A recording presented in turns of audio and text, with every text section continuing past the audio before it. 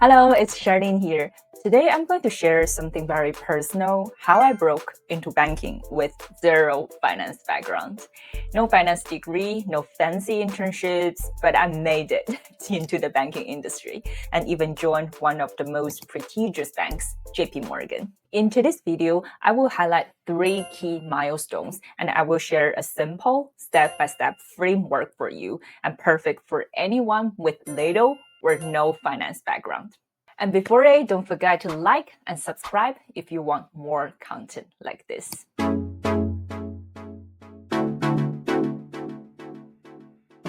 If you follow me for a while, you probably already know I have a bachelor's degree in Chinese literature from Beijing and a master's degree in journalism from Hong Kong. So basically, finance was nowhere on my radar during my universities. And my master's degree in Hong Kong was only 1 year, let's say 9 months, basically. I was new to the city and no close friends and no connections with professors. And I didn't speak Cantonese. And my English back then was just like so, very honest with you. Like most of my peers, I was super stressed. Why? Because my goal back then was to stay in Hong Kong after graduating from my master's degree. And I didn't really want to go back to mainland China. I like Hong Kong more. But here's the thing. Hong Kong is a financial hub, and most jobs are finance related, directly or indirectly. So I feel like if you don't really know anything about finance, you are out. And my problem, I studied journalism, so I had nothing to do with finance. And you might ask, okay, Charlene, why didn't you just study finance if you wanted to work in finance later on? You think I didn't try? So basically, I actually applied for a master's in finance in HKU, the University of Hong Kong, but I just didn't get in. It's just too competitive back then.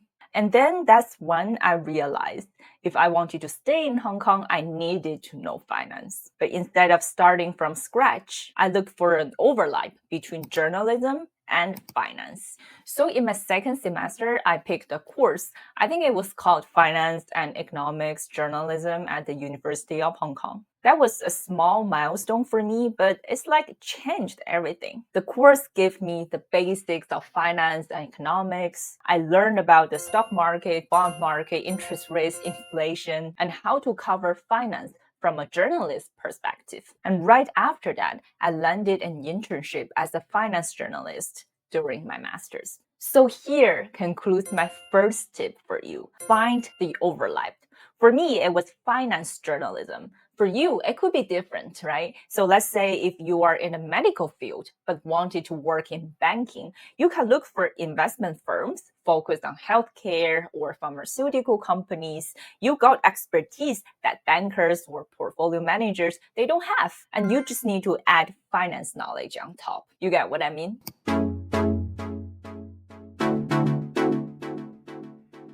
Before we move on to the second strategy and the second milestone, I just wanted to share this. If you're from a different background but wanted to break into banking or need solid investment or banking knowledge, I've actually created a free step-by-step investment course just for you. You can register for the next session. It's completely free. But I only open it to a small group every time to keep it interactive and personal. The link is actually in the description area, so do grab your spot before it fills up.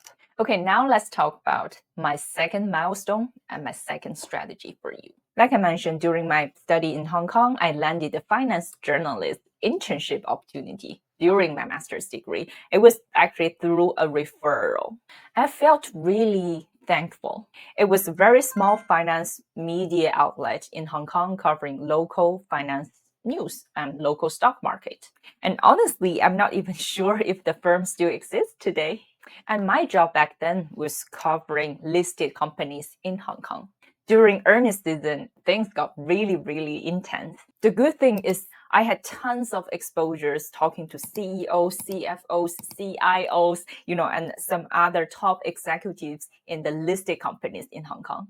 And then I had a realization. I didn't really have proper finance knowledge. Although I took the finance journalism course, it's just not enough. I felt out of my depth, so I decided to learn finance systematically. And that's when I heard about the CFA program, Chartered Financial Analyst Program. It's like a 3-year journey. And looking back today, I wanted to say it's like both a good and a bad decision. The good side is the program is super comprehensive and it's really systematic. It really prepares you to become a finance professional, especially when you want to work in an asset management company, which I did later on. I will talk about it later. And the bad side of it, it's just like extremely hard. 3 long years. And for me as a banking journalist, I just felt like it was a little bit too much. In other words, a little bit unnecessary. So it's like you wanted to build a small house, but you actually purchase all the materials for constructing a 10-story buildings. So it's kind of like a waste of time, effort, and materials. So you see what I meant, right? So in finance, actually, we have a term called ROI, return on investment. So honestly, the ROI of my CFA was a little bit questionable, but I'm not saying I regret it, but just like a little bit questionable. So I invested just so much, my time, my energy, my health. So, I had severe back pain for a few years. And even today, after so many years, if I sit just here, for example, for an hour or 2 hours without a break, my back starts to pain. And I also got depressed while preparing for the CFA level 2. So having said that, that concludes my second milestone and strategy. Yes, you need to build your knowledge of investing and finance, especially if you didn't study investments or finance at all at university. But it's just as important to allocate your time and energy wisely. For example, for some people, if you already know that you wanted to be a portfolio manager or wanted to learn all the technical side of things, CFA is great. But for some people, if you just wanted to enter the banking industry or just wanted to enter the finance industry overall, you do not need something as tough as the CFA program to get essential investment knowledge. You just need to cut through the noise and focus on the fundamentals. And that's exactly why I mentioned I prepared the free 1-hour investment class just for you, to help people like you to learn what truly matters without the overwhelm. Okay, now let's talk about my third milestone and strategy. After gaining some finance knowledge, I realized something quite important. What you know is crucial, but who you know can open the doors so much faster. When I actually first started, I thought hard work alone would just get me noticed, but that's not how it works, especially in banking. Opportunities often come from connections, referrals, insider tips, mentorships, sponsorships. At the very beginning, I wasn't really confident. No finance background, no big network, no millionaire parents. And I didn't really speak up even when treated unfairly or feeling undervalued in my first few years in corporate. Basically, I just swallowed all my feelings and moved on. Why? Because I felt I just didn't have the leverage. But here's the thing. Confidence, it really grows with your knowledge, your experience, and your connections. As the banking journalist, I was lucky. I attended industry events, seminars, roundtables. I spoke directly with CEOs, CIOs, CFOs, and top banks and firms, even multimillionaires and billionaires directly, since I was a journalist covering the private banking industry. So I interviewed them. It was my job, full-time job as a banking journalist. At the very beginning, I was fearful too. Why do these senior people care about me, right? So what value can I bring to them? But over time, I got used to it.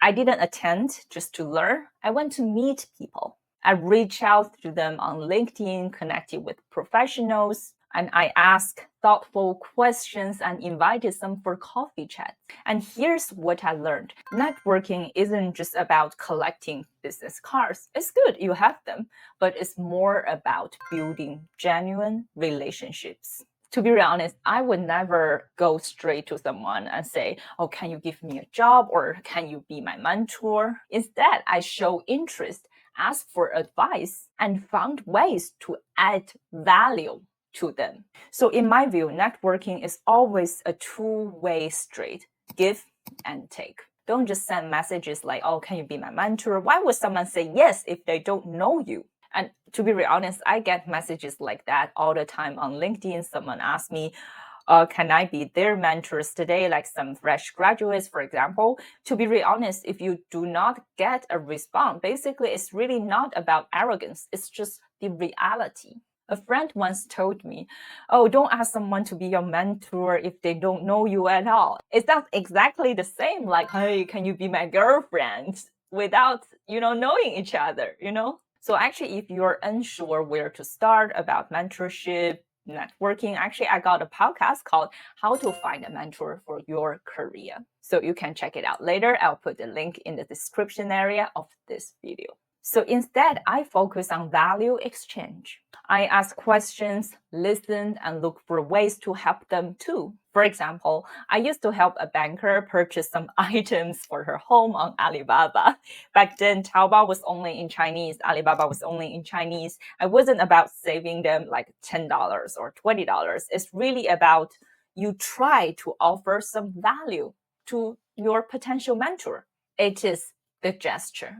And over time, these kind of connections led to referrals and unexpected great opportunities. And in fact, later on, my job at JP Morgan Asset Management actually came through an industry referral who worked at JP Morgan. So here is my third strategy. Do not underestimate the power of networking. You do not need to be super outgoing. Just be curious, genuine, and understand the principle of give and take.